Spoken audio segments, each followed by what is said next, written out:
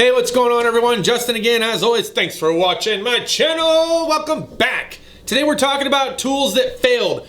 I know that these tools are gonna seem a little bit one-sided, but give me a break. These are the ones that have failed.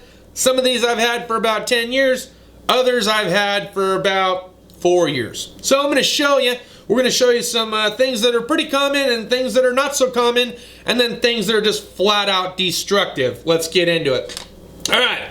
First tool up, as you guys are probably already aware of because I've complained about it in the past, it's my Snap-on 1/4" swivel head ratchet. The third time now of needing the gears fixed. Now it only slips in one particular spot, but it's just enough to kind of piss you off. So recently I bought an Icon replacement one that I've been utilizing at work. Ergo, this one goes in the broken pile / done pile for the meantime until I can get it warrantied out. Number 2, this is the second item that actually broke on me, and yes, my boss was using it, and he's a bit of a strong guy, but it's my Snap-on pry bar. Now I've had this since pretty much day one. I think this is probably one of the first Snap-on tools sets that I bought, and they keep holding up. However, he has kind of put a little bit of a curve to it, and just most recently, he has chipped the corner off. Yeah, I believe that was not from smacking it with a hammer, but I believe he was prying on something and the corner had chipped off. So that's number 2. This happened most recently, I would say, within the last month. But I've had those for 10 years.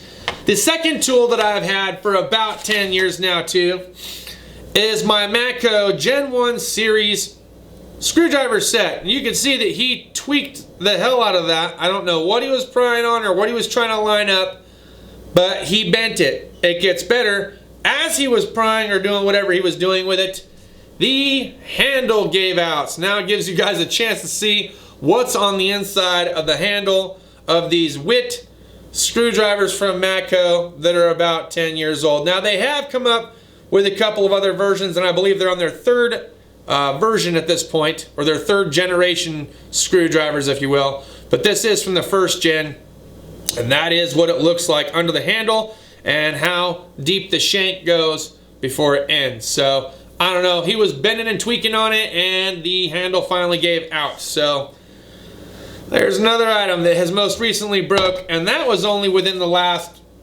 week. Yep, last week he did that. Few days ago. Now this one's my boss's. It's a Snap-on 14mm. He was using his ratchet, his Snap-on ratchet that he loves and enjoys, about yay long, pink plastic handle, much like the pry bar. But his 14mm 6-point deep socket, he was using it as you normally would, and he's had these now for about 10 to 15 years of use, and it broke. It actually split. If you guys can see that or not, but it did split. And it will need to be replaced with something else. But things happen, even to expensive tools, okay? Tools will break over time. There's only so much stress and pressure that these things can take. Now, some hold up longer than others. I think we've proven that over time, but it gets better and there's more to show. This one broke, I want to say about a month or 2 back. These were the Snap-on flush cut dice. Again, somebody else was using them. I'm not sure what it was they were trying to cut, but they put most of the force right on the tip, and the tip broke clean off. They're still usable, but you can't use the tip of them anymore. So that happened just a couple months back, somewhere in there. Not sure what they were using it on, which I could tell you. Things get borrowed and things break. Okay. And last but certainly not least, because I'm sure you guys have got some broken tools too from the higher name brands, and I want you to share them down in the comments. Let us know which tools have failed you.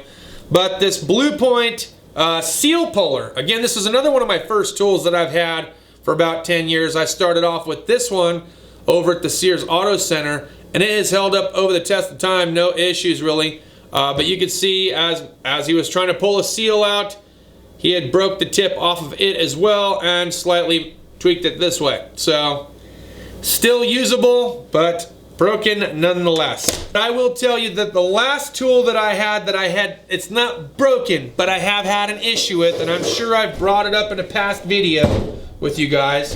was the Snap-on Solus Edge, and the only issue that I had run into with it is that it does not connect to every single car. I have had cars where it just will not communicate with the DLC. I've also had things like, and now that we're going into cheap stuff now, but like this Ryobi temp gun, it doesn't take an accurate measurement, but the red dot still works on it. Well, batteries are dead.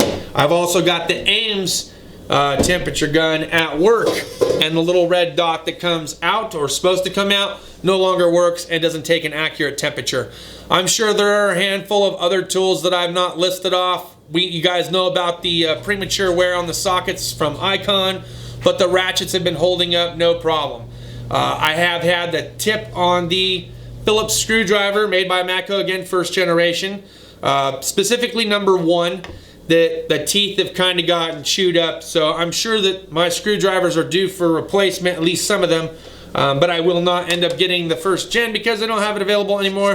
I'm sure I'm going to have to get replacements of their newer Gen 3. So I'll look to talking to Matco about that. He may consider this abuse, and I might not be able to get it warranted. We'll see. The other Snap-on stuff, like I said, still usable, but no warranty unless I mail it back east. That's all I got for this video, guys. Again, if you have tools that have failed you, I'd like to put them down in the comments, more specifically the higher end stuff. But if you have some lower end or cheap stuff that you would like to share with us and tell us why you don't think it's worth it, or why you think it's worth it, or if it's still usable even though it doesn't work as well like I've showed you here today, please let us know down in the comments. We appreciate it, and I'm sure everyone else that's shopping for these high-end tools appreciates it even more. That's all I got for this video, guys. Cheers to those of you that have your hard mics. Let's get this done, son, because tomorrow is Friday. Cheers and deuces.